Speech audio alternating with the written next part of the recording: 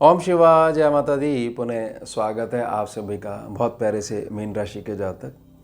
17 अक्टूबर 2025 दोपहर में 2 बजे के आसपास सूर्यदेव जो हैं कन्या राशि को छोड़ देंगे और पहुंच जाएंगे तुला राशि स्थान में, जो कि आपके अष्टम भाव में पड़ती है, जो केवल और केवल गोचर में जो कुंडली बनाई जाती है केवल उसमें ही वहाँ जाती नीच प्रभावी हो जाएंगे। प्रार्थना रहेगी कि बताई गई बातें जो हैं वह केवल और केवल स्कैनिंग विद्या का जो ऊर्जीय अनुभव है उसके आधार पर रहेंगी, उसके जो सूत्र हैं उसके आधार पर रहेंगी। ज्योतिष विद्या से किसी प्रकार का कोई लिंक नहीं है, यानी उनकी रटी रटाई जो बातें हैं उनसे कोई लिंक नहीं है। लाइव है कि भाई जो ऊर्जा आ रही है उसका अध्ययन करिए, पूर्व अनुभव जोड़िए और क्या प्रभाव पड़ रहा है साधना मार्ग से उसको देखिए और फिर आगे जो है समझाइए प्रार्थना के द्वारा। अब जैसे ये परिवर्तन होगा, शुद्ध समय जो है कन्या राशि तक बने रहने का वह दोपहर में 1:53 है, इसलिए प्रार्थना करेगी 2 बजे के आसपास तुला राशि में जो है ये प्रवेश कर जाएंगे। अब यहाँ तुला राशि स्थान पे जो कुंभ राशि स्थान पे जो राहु बाबा बैठे हुए हैं, इनकी 9वीं दृष्टि पड़ रही है, तो सूर्यदेव 9वीं दृष्टि के संपर्क में राहु बाबा की आ जाएंगे। अब जैसे ही ये दृष्टि में आ जाएंगे, जैसे ही यहाँ पर पहुँचेंगे तो समय बदलना शुरू हो जाएगा। जैसा भी जो विपरीत समय आप लोगों के साथ चल रहा है वो बदलना शुरू हो जाएगा और भाग्य का एक न्याय चक्र एक आपके साथ में आशीर्वाद के रूप में चलने लग जाएगा। अब जातक ये प्रश्न करेंगे, बड़ी विपरीत बात बोली गई है, कहाँ सूर्यदेव नीच प्रभावी, कहाँ अष्टम भाव, बुध और मंगल भी साथ में बैठे हुए हैं और राहु कोई इनका पक्का मित्र थोड़ी है और वह भी द्वादश भाव में बैठकर जो है 9वीं दृष्टि डाल रहा है, तो किस प्रकार से मंगल जो होगा। इस चीज़ को समझने के लिए जो बात बताई गई है, हमें अन्य ग्रहों की गोचर व्यवस्था को भी शामिल करना पड़ेगा, तब हमारे को क्लियर हो जाएगा कि ये जो वर्ष है जाते जाते ये हमारे को क्या कुछ देने वाला है, क्या कुछ चीज़ों में सुधार होने वाला है या वही चीज़ होने वाली है जो अब तक जो चलती आ रही थी। सबसे पहले शनिदेव को समझिए, बहुत ज़रूरी है शनिदेव को समझना। बहुत शोर मचा हुआ है मीन राशि के शनि, मीन राशि के शनि। देखिए ऐसा है, स्कैनिंग विद्या यह समझाती है कि शनिदेव जहाँ बैठे हैं उस स्थान की गारंटी उनकी है, उस स्थान को वो डूबने नहीं देते हैं। भले ही आपने कुछ भी अटकलें लगा रखी है कि शनि का मतलब यह होता है। शनिदेव यहाँ बैठकर आपसे विनम्र प्रार्थना कर रहे हैं कि आपको जो काम करना है वह यह ध्यान रख के करना है कि आपने जो भोग की डिमांड करी है, आपने जो फल प्राप्ति की मांग करी है, वह हिमालय पर्वत के समान आपने मांगा है। और जब नियम की, परिश्रम की, कर्म करने की बारी आ रही है तो आपसे पूछा गया कि क्या कर सकते हो, तो चींटी का आपने उदाहरण दे दिया कि चींटी के समान मेहनत कर सकते हैं, हालांकि वो भी अपने से कई गुना वजन उठा लेती है। अब ये बातें मिसमैच होने के कारण शनिदेव आपको वही फल देने पे विवश हैं जो आपने मांग करी है, लेकिन उसके जो मेहनत होनी चाहिए उसका अभाव होने के कारण आपको व्यर्थ की ओवरथिंकिंग के कारण मानसिक संघर्ष झेलना पड़ रहा है। इसको ठीक कर लीजिए। ये लंबे समय तक यहाँ बैठे रहेंगे। अभी 28 नवंबर तक वक्री चाल में बेशक हैं, उसके बाद जब पुनः मार्गी हो जाएंगे तो दृष्टियाँ 3, 7 और 10 बहुत अधिक पावरफुल हो जाएंगी। तब तक वक्री दृष्टि अधिक लाभकारी रहती है, केवल और केवल स्कैनिंग विद्या के सूत्रों के अनुसार। अब शनिदेव जिस स्थान पे देख रहे हैं, दृष्टि डाल रहे हैं, वहाँ पर वृषभ राशि है, 2 नंबर लिखा हुआ है, यहाँ पर तीसरी दृष्टि डाल रहे हैं।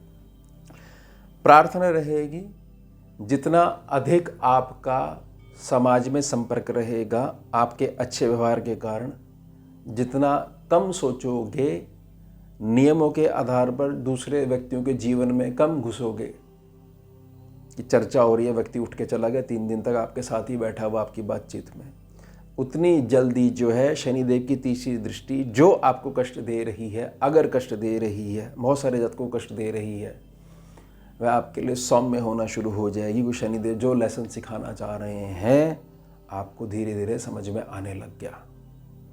बहुत ज़्यादा हाय तौबा करने से कुछ नहीं होने वाला है। समझ लीजिए कि सीधा मार्ग कर्म का यह है और उसमें अपने परिश्रम को जोड़ना है। हमने जो हमारे हाथ में फल है ही नहीं, उसकी चर्चा पे जो है हमने रुदन जो है वह कर रखा है। इसको थोड़ा सा कंट्रोल करना हमारे को सीखना पड़ेगा। शनिदेव नई नई भेंटें करवाना चाहते हैं, बहुत जगह आपके पैरों को ले जाना चाहते हैं, लेकिन हम डिमांड कर रहे हैं कि हमारे नियम शर्तों के आधार पर भोग स्वयं चल के हम तक आएगा हमारे एरिया में, तो हम मानेंगे सब कुछ अच्छा है, नहीं तो जो है हमारे से हो नहीं रहा है। अब आपसे मानसिक संघर्ष के कारण नहीं हो रहा है। मीन राशि मीन लगन के जातक तो वो चीज़ कर सकते हैं जिसकी कोई कल्पना भी नहीं कर सकते। कल्पना शक्ति बहुत स्ट्रांग होती है। साथ ही साथ हमारे को केतु को समझना पड़ेगा। केतु षष्ठम भाव में बैठे हुए हैं। 18 तारीख को 17 तारीख को ये नीच प्रभावी हो जाएंगे सूर्यदेव, 18 तारीख को गुरु उच्च के हो जाएंगे। अब गुरु उच्च के हो जाएंगे यानी 4 नंबर राशि जहाँ लिखी हुई है, 4 नंबर लिखा हुआ कर्क राशि में आ जाएंगे, प्रवेश कर जाएंगे, तो केतु अलर्ट मोड पे आ जाएंगे। अब केतु की जो दृष्टि पड़ रही है वह धनु राशि स्थान के ऊपर पड़ रही है। धनु राशि जहाँ 9 नंबर लिखा हुआ है आपका कर्म क्षेत्र है। अब केतु अपने प्रभाव के कारण कुछ ना कुछ धर्म मार्ग से जो प्राप्त पुण्य है उसको देखते हुए, उसको जांचते हुए आपके कर्म क्षेत्र को बहुत जगह फैलाना शुरू कर देंगे। उसको फैलाने के लिए ही आपकी यात्रा करवाना चाह रहे हैं शनिदेव। दोनों को थोड़ा मिलाकर समझने का प्रयास करिएगा, क्लियर होने लग जाएगी। यानी मीन राशि के जातक ये बहुत अच्छे समझ लीजिए कि शनिदेव के प्रभाव से, केतुदेव के प्रभाव से आपके पास धर्म का मार्ग होना चाहिए। कुछ पूजा पाठ, कुछ स्तोत्र गायन, कुछ मंत्र जाप, कुछ भगवान के नाम का कीर्तन करना, राम नाम लिखना, कुछ स्तोत्र गायन करना, किसी प्रकार से आध्यात्मिक मार्ग से जुड़ना, इसके बेस पे इन पे ऊर्जा आएगी और ये आपके लिए पॉजिटिव फल देंगे। और यह पॉजिटिव फल है आपके कर्म क्षेत्र को बड़ा विस्तृत कर देगा, बढ़ा देगा। और सबसे अच्छी चीज़ होगी कि आपके सुख स्थान को बहुत अधिक व्यापक स्तर पे ले जाएगा। अगर इन ग्रहों की जो है आपस में सिमेट्री समझने का प्रयास करोगे आप, तो यह ग्रह सारे के सारे देव पद को प्राप्त हैं, ब्रह्मा जी की सभा में सब बैठते हैं। हमने व्यर्थ में तत्व के आधार पर जो इनकी भिन्नता हमारे को इस ग्रह पे बैठकर दिखती है, यहाँ रहते हुए दिखती है, हमने इनकी शत्रुता मान ली है, समता मान ली है, मित्रता मान ली है। वो बेचारे तो घूम ही रहे हैं। हमने अपने अंदर जो दीवारें खड़ी कर दी हैं उन पे हमने काम नहीं करा है, इसलिए जो है हम ये मान के बैठे हैं कि ये ग्रह हमारे लिए अच्छा है और ये ग्रह अमुक जो है बैठा हुआ है ये हमारे लिए बुरा है। ना अच्छा है ना बुरा है, कुल मिला के हमने अभी तक डीप लेसन लर्न नहीं करे हैं। उसके पश्चात शुक्र पे ध्यान दीजिए। शुक्र बेशक कन्या राशि में 9 अक्टूबर को आगे थे, 2 नवंबर तक बैठे रहेंगे। अब शुक्र का जो प्रकाश है वह इसलिए शनिदेव के पास नहीं पहुंच पा रहा था क्योंकि सूर्य भी कन्या राशि में बैठे हुए हैं। 17 तारीख को जब भी मूव करेंगे, अभी मूव करना आपके लिए लाभदायक कैसे है और शनि कन्या राशि में बैठते ही आपको कैसे आपके लिए जो है अच्छे फल प्रदान करेंगे। बेशक वो नीच प्रभावी है। देखिए सप्तम भाव है, यहाँ से जुड़ी हुई हर एक चीज़ की युक्ति जो है इन शुक्रदेव के पास है। ये बैठे हुए हैं यहाँ, चाहे उच्च बैठें, चाहे कैसे मर्जी बैठें, नीचे बैठें, जैसा मर्जी, मतलब आपकी लगन कुंडली में। अभी तो फिलहाल ये गोचरी कुंडली है, या तो स्वाभाविक तौर पे कन्या राशि बैठेगी, या किसी भी डिविजनल चार्ट्स में बैठे हुए D9 या D10 में, ये बहुत बुरा नहीं करते हैं। और स्कैनिंग विद्या ये कहती है कि शनि की दृष्टि किसी भी रूप में शुक्र के साथ स्थापित हो जाए, शुक्र शनि आपस में देख रहे हैं, सप्तम दृष्टि बना के देख रहे हैं, तो भी कल्याणकारी है।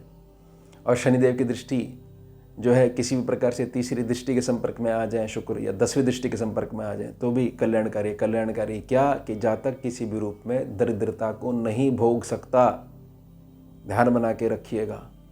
अगर किसी प्रकार से कर्म जो है पाप कर्म बहुत ज़्यादा चल रहे हैं, जाने और अनजाने कुछ गलतियाँ ऐसी हो गई हैं, किसी स्त्री की जो हाई चल रही है बहुत खतरनाक होती है मीन राशि मीन लगन के जातकों के लिए, और कोई नहीं डुबोती इनको, स्त्री की हाई डुबो देती है। उसके पश्चात भी जातक दरिद्रता को भोगेगा नहीं, ये क्लियर होना चाहिए। दरिद्रता कहते किसको है।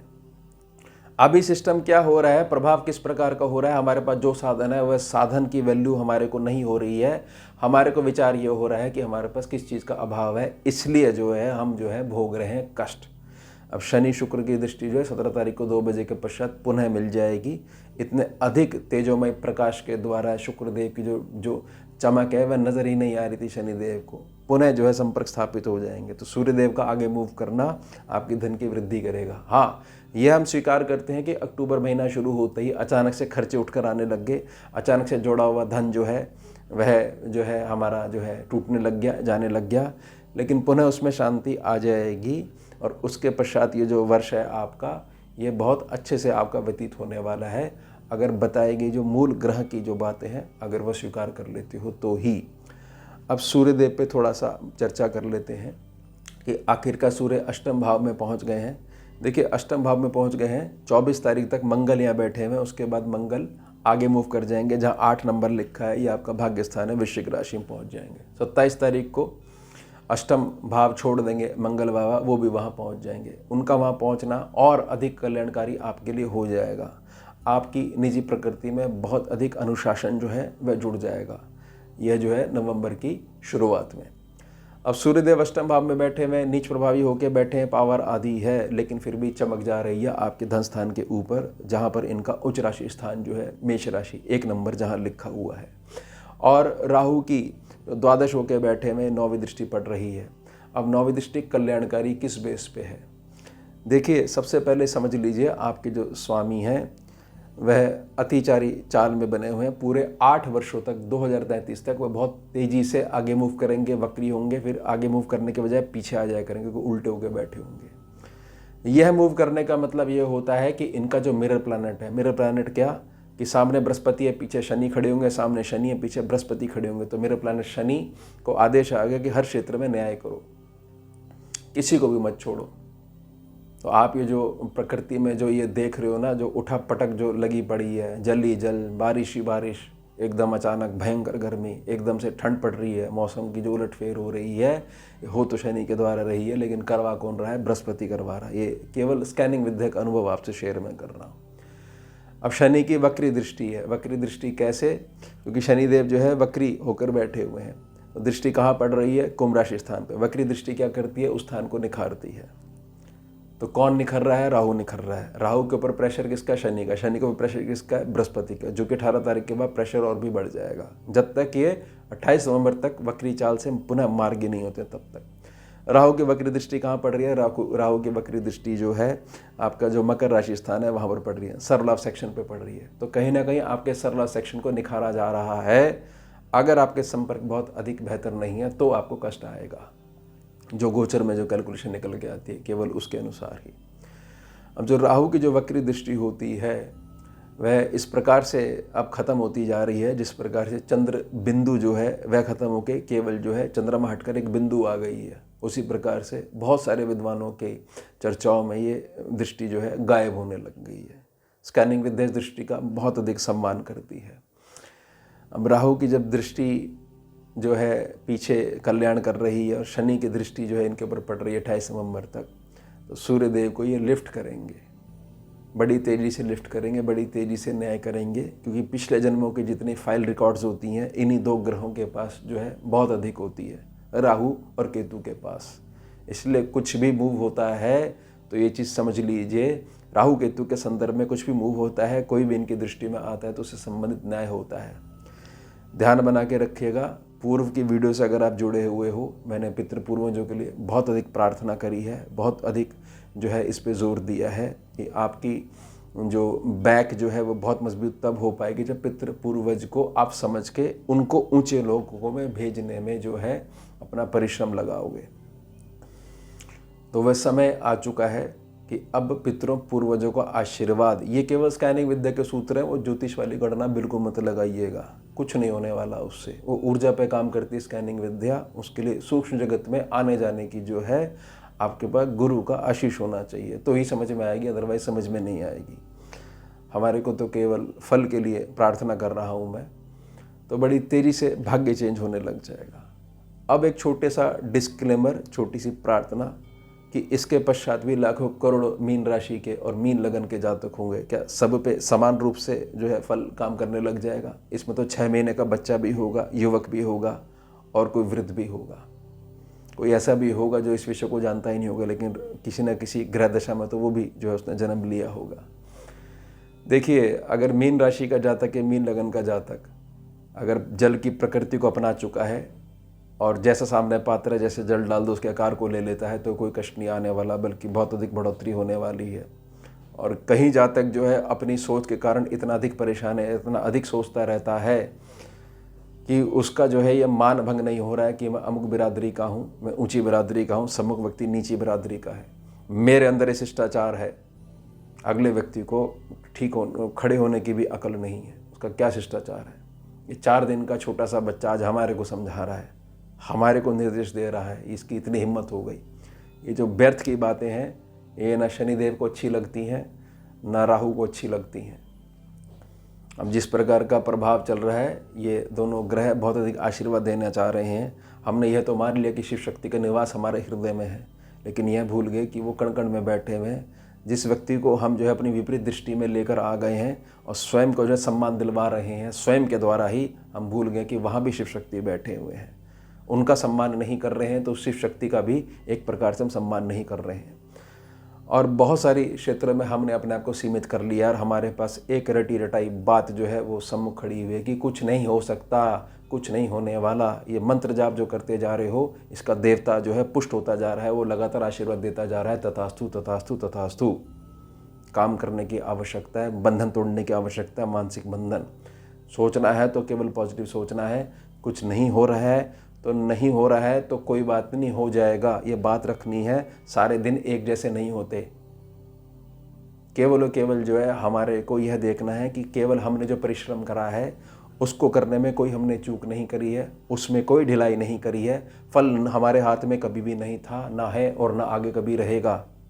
जिसके हाथ में है उसको हमने जो प्रणाम करना है वह अपने परिश्रम से करना है, स्थितियाँ बदलने लग जाएंगी। अगर फिर भी जो है ये ऊंच नीच और ये किंतु परंतु डूज एंड डोंट्स जो है आप साथ में लेके चलते हो, फिर हमने जो प्रार्थना करी है, जो विषय लेके आए हैं हम, वह थोड़ा सा घूम कर आपको रिजल्ट देगा। अब घूमने का टाइम नहीं है, हमारे को बहुत सारी चीज़ें व्यवस्थित करनी है। इसलिए हाथ जोड़कर विनम्र प्रार्थना है, आप प्रार्थना स्वीकार करिएगा, अपनी वैल्यू पहचानिए, आगे उठिए और जो दूसरी जगह कहीं अटके हुए लोग हैं उनको भी आगे आप बढ़ाइए। एक बहुत बड़ी जिम्मेदारी होती है कि आपकी मीन राशि है और मीन लगन है, लेकिन उसके साथ साथ हमारे को यह भी समझना पड़ेगा, जब भी कोई विद्वान आके गोचर के ऊपर कुछ भी प्रार्थना करता है और उसके प्रार्थना के पश्चात जो तय सीमा जो होती है, तब तक हमारी सोच में, हमारे सोचने के ढंग में अगर उठाव नहीं है, सोच नहीं बदल रही है, हमारी सोच वहीं की वहीं मूलाधार में अटकी हुई है, तो गोचर आकर चला गया। अब पुनः इंतज़ार करिए, क्योंकि हमारी एक निजी प्रार्थना रहती है कि केवल हम अच्छा ही बताएंगे आपको, क्योंकि हमारे जो शिक्षा मिली हुई है, दीक्षा मिली हुई है कि अच्छे हो तो अच्छा ही देखने का प्रयास करो। अच्छा देखने का प्रयास करोगे तो ही पता लग रहा है कि तुम अच्छे मार्ग पे चल रहे हो और अच्छे हो, तो अच्छा ही तुम बता पाओगे। बहुत अधिक जो है उल्टी सीधी कैलकुलेशन समझा देना या समझ लेना आपको कर्म से विमुख कर देगा। यह थोड़ा सा मार्ग गलत हो जाता है। तो विनम्र प्रार्थना रहेगी, जल की प्रकृति को अपनाइए, इस पर बहुत अधिक जोर दीजिए कि शनिदेव आखिर हमसे करवाना क्या चाह रहे हैं। तो यह हो गया हमारा उत्तम विषय। मिलते हैं आपसे अगले भाग में नए विषय के साथ। जुड़िए और जोड़िए। ओम शिवा, जय माता दी।